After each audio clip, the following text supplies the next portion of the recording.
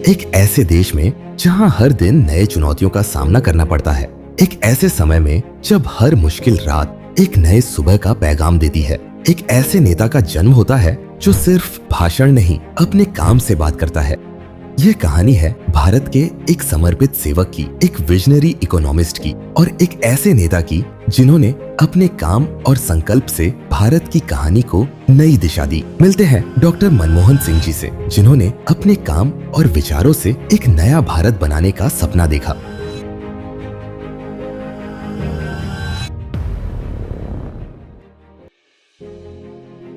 Doctor Manmohan Singh का जन्म 26 सितंबर 1932 को पंजाब के गाह गांव में हुआ था, जो आज पाकिस्तान में है। भारत के आजादी के बाद उनका परिवार 1947 में अमृतसर शिफ्ट हो गया और यहीं से उनकी सफर की शुरुआत होती है। उन्होंने अपनी प्राथमिक शिक्षा पंजाब यूनिवर्सिटी से पूरी की और फिर कैम्ब्रिज यूनिवर्सिटी से इकोनॉमिक्स में फर्स्ट डिवीजन से अपनी डिग्री हासिल की। 1962 में ऑक्सफोर्ड यूनिवर्सिटी से उन्होंने डी.फिल पूरी करी और उनकी किताब भारत में निर्यात और आत्मनिर्भरता की संभावनाएं ने उन्हें एक एक्सपर्ट इकोनॉमिस्ट के रूप में पहचान दिलाई।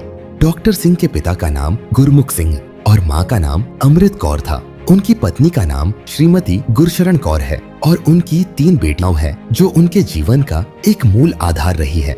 डॉक्टर सिंह को कई पुरस्कार मिल चुके हैं, जैसे 1987 में पद्म विभूषण, 1993 और 94 में Asia money award for finance minister of the year, 2002 में सर्वश्रेष्ठ सांसद अवार्ड, 2005 में RTI right to information act के लिए भी उन्हें कई अवार्ड्स मिले। डॉक्टर सिंह ने अपने करियर की शुरुआत पंजाब यूनिवर्सिटी और दिल्ली स्कूल ऑफ इकोनॉमिक्स में इकोनॉमिक्स के प्रोफेसर के रूप में की थी। उसके बाद UNCTAD में भी उन्होंने काम किया और 1987 में उन्हें जिनेवा में साउथ कमीशन के सेक्रेटरी जनरल के रूप में अपॉइंट किया गया। 1971 में उन्होंने भारत के वाणिज्य मंत्रालय में इकोनॉमिक एडवाइजर के रूप में काम करना शुरू किया। 1980 से 1982 तक RBI के गवर्नर भी रहे और फिर 1991 में PV नरसिम्हा राव के सरकार में फाइनेंस मिनिस्टर बन गए, जहां उन्होंने भारत को आर्थिक संकट से निकालकर आर्थिक सुधारों का इम्प्लीमेंटेशन किया। 1991 में भारत एक आर्थिक संकट से गुजर रहा था। विदेशी मुद्रा का रिजर्व लगभग खत्म हो गया था। सिंह ने इस समय आर्थिक उदारीकरण को अपनाया, लाइसेंस राज को खत्म किया, व्यापार को आसान बनाया और विदेशी कंपनियों को भारत में निवेश करने के लिए प्रोत्साहित किया। इन सुधारों से भारत की इकोनॉमी को एक नई दिशा मिली और आज हम जो आर्थिक विकास देख रहे हैं उसकी नींव 1991 में डॉक्टर मनमोहन सिंह ने ही रखी थी। 22 मई 2004 को डॉक्टर मनमोहन सिंह ने पहली बार प्रधानमंत्री के रूप में शपथ ली। उनके कार्यकाल में कुछ लैंडमार्क इनिशिएटिव्स लिए गए जो भारत की हिस्ट्री में याद रखे जाएंगे।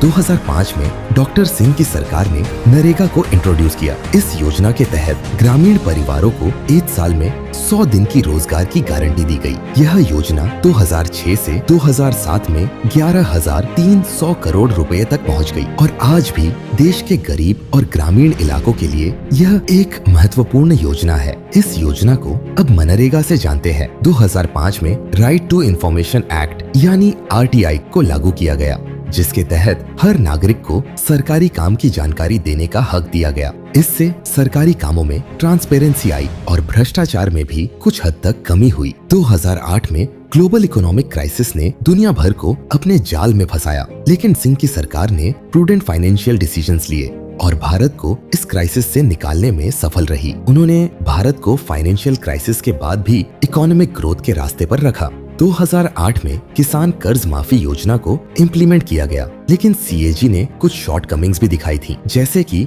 10,000 करोड़ रुपए का एस्टिमेटेड लॉस। यह इश्यू सिंह के टेन्योर में एक मेजर चैलेंज रहा। साल 2010 में मनमोहन सिंह की सरकार ने देश में शिक्षा का अधिकार लागू किया, जिसके तहत 6 से 14 साल तक के सभी बच्चों के लिए शिक्षा उपलब्ध कराना संवैधानिक अधिकार बना दिया गया। मनमोहन सिंह ने अपना उदाहरण देते हुए कहा था कि मैं जो कुछ भी हूँ वह सिर्फ शिक्षा की बदौलत हूँ। मैं चाहता हूँ कि शिक्षा की रोशनी सब तक पहुँचे। आज जितने भी गरीब लोगों को सरकारी राशन मिलता है वह मनमोहन सरकार की देन है। साल 2013 में देश के गरीब लोगों के लिए खाद्य सुरक्षा को सुनिश्चित करने के लिए मनमोहन सिंह की सरकार ने राष्ट्रीय खाद्य सुरक्षा अधिनियम लागू किया, क्योंकि 2009 में आम चुनाव के घोषणा पत्र में कांग्रेस ने आम लोगों को खाद्य सुरक्षा सुरक्षा का अधिकार देने का वादा किया था। राष्ट्रीय खाद्य सुरक्षा योजना देश में करीब 81 करोड़ 35 लाख आबादी को कवर करती है। इस कानून के मुताबिक उस समय हर महीने प्रति व्यक्ति को 5 किलो राशन मिलता था, जिसमें 3 रुपए प्रति किलो चावल,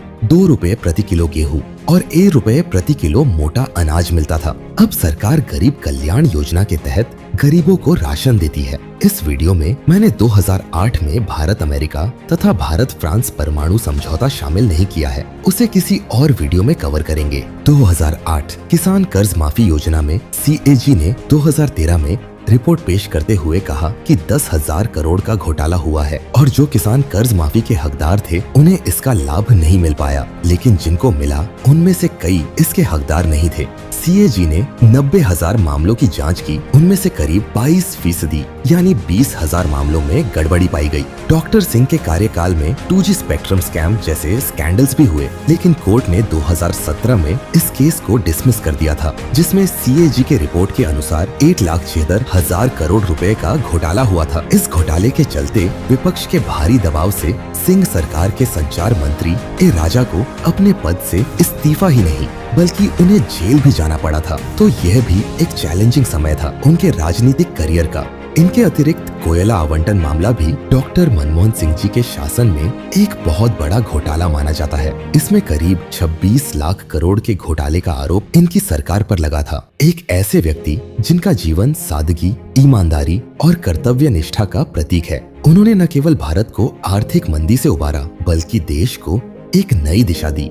उनकी नीतियों ने न केवल आज का भारत बनाया बल्कि आने वाली पीढ़ियों को भी प्रेरणा दी। आपके विचार क्या है? क्या हम अपने कलेक्टिव एफर्ट से डॉक्टर मनमोहन सिंह के सपनों का भारत बना सकते हैं? अपने विचार कमेंट करके हमें जरूर बताएं। धन्यवाद और इस प्रेरणादायक यात्रा का हिस्सा बनने के लिए आपका आभार।